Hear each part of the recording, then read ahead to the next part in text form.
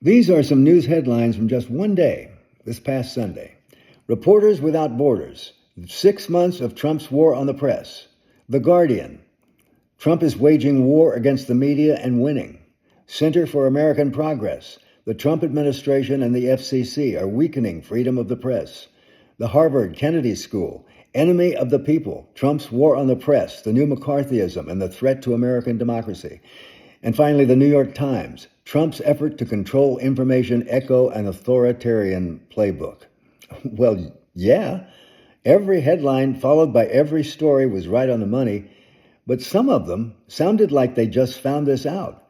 For the last 2 years at least, I say we because I used to do a podcast with my son Ricky-san, and we regularly said if Trump and MAGA take over, the media, both print and broadcast, will be among their first targets. How did we know?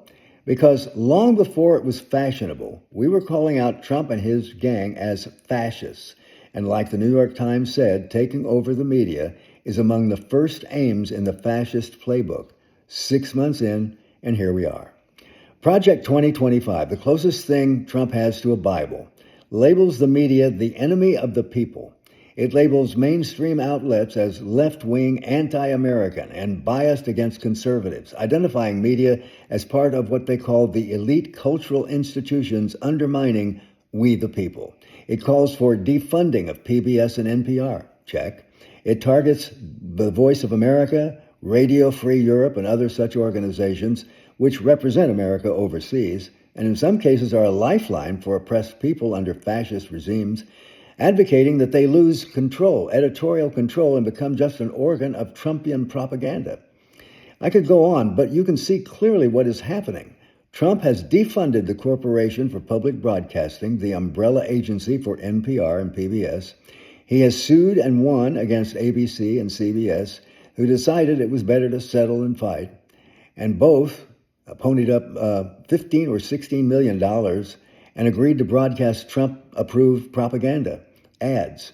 Stephen Colbert's show was canceled.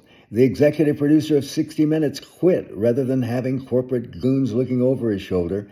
And a sale of Paramount, home of CBS Network, to a right-wing company controlled by the world's second richest man, Larry Ellison, a close friend and supporter of Donald Trump.